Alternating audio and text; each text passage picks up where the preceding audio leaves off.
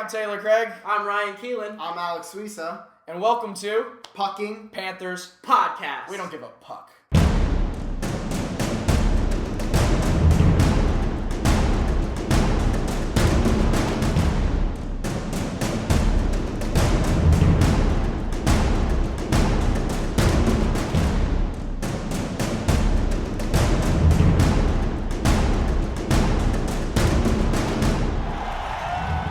Alright, so this is our first show, and we might as well have the first topic. It'd be the topic that's on every Panthers fan's mind is the Huberdeau contract, and when will he get signed, and for what price, what term?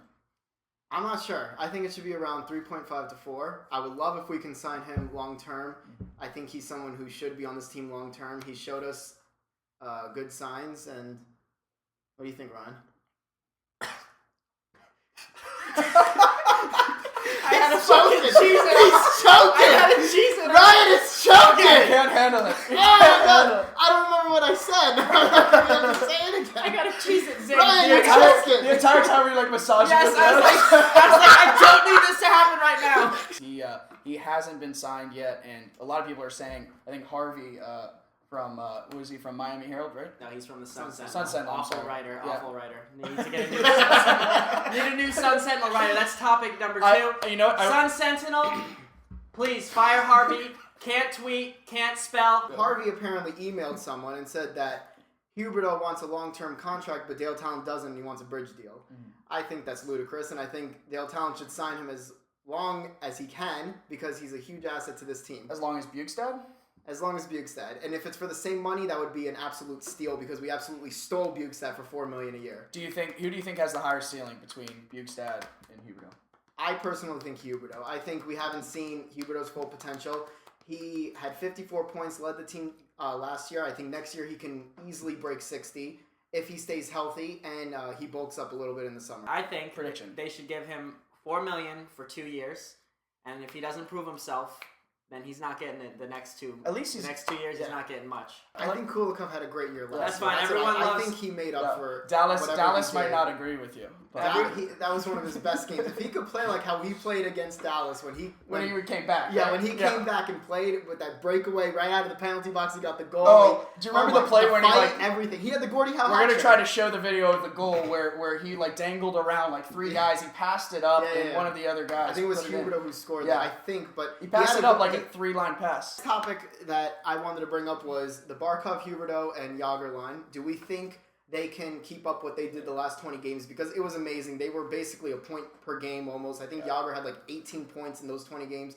Huberdeau and Barkov both had, I think, the best points that they had in a 20-game span or whatever. Yeah, Do we think they could keep that up all year next year? Because we would probably need that to make the playoffs next year. I'd have to disagree that. I don't think we need that consistently because that is very hard to keep up. I mean, they were playing out of their heads. Their chemistry is indisputable. They work so well together. They know where each other is, and obviously you can't speak enough to how much experience Yager has that he gives to these young kids. Like Barkov, I'd like to see him shoot more. When Yager got in, you saw him shoot more. This play, it's one of our favorites of the year, and this was against Montreal. Barkov, Huberdeau, and Yager combining. So let's check this out. And you got Barkov moving it up to Huberdeau to Yager, then Huberdeau right back to Barkov. Oh man, with the dish with the backhander. That's freaking gorgeous. And then Huberdeau gives Barkov Making a nice out little with his back of his neck. romance behind the back hug over there. Let me set up Ryan here. Yager's age is 43, so I mean it's only inevitable that he's going to start decreasing a little bit. He's not going to be able to do what he was able to do for all these years. Last year, there was no sign of him decreasing, but I'm just going to set up Ryan because I know he wants to talk about this. He doesn't like the old guys. This is what I'm going to say about this. Yager is going to show a slight decline this year from last year in the short amount of time he was here. I don't think that the Barkov, Huberdeau, Yager line is going to obviously keep up that pace, but they're going to need something close like that to make the playoffs. Even if Yager starts decreasing a little bit, Barkov and Huberdeau are so young; they're not going to start decreasing. They're only going to be getting better. They have to go up. So you can easily move someone else on that line. Well, okay, so you say they're not going to keep up the pace. sort of agree with They're you, not. but I think they're going to stay together. Do you think that Yeah, line they'll is going stay to stay together together, the whole but year? they won't keep up that pace. Let me tell you a quote that I live by. Oh yeah. Father Time is undefeated. If you think about that, now listen about that. Let's think about that, right? You think about Father Time. Yager doesn't understand what Father Time Well, means. exactly. That's what doesn't. everyone thinks. He That's what defies everyone time. thinks, and then boom, you go downhill. Well, quick. then we can talk about something else. Luongo. He's Luongo That's a is subject- getting up that- to that kind of. That's a subject we've really been wanting to avoid, but it's got to come down. It's got to be talked about. well, not Luongo as much as I'm not worried about Luongo because goalies after 35 they do start declining a little by little. Luongo still was real. He had one of his that's best seasons. that's not last the year. that's the elite goaltenders. They are able to stay on a lot longer. I don't think it's about being elite though, because you look at Tim Thomas. Training. Tim Thomas, he can't do his style was just wild. Yeah. Luongo, his style is he plays back in the net. He plays a hybrid butterfly style, and I think he's the type of guy that could go longer.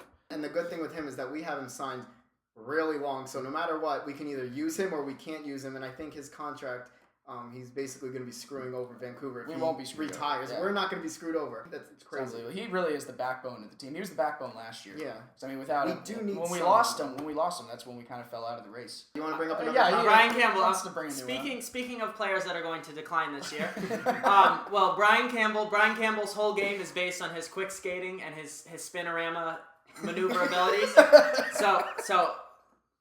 So I'm thinking Brian Campbell's getting way gotta up get him there in in here age. for an He's interview. in his last year of his contract, so I think that he's going to have one of his worst years as a Panther. First episode, he's already making enemies. That's fine.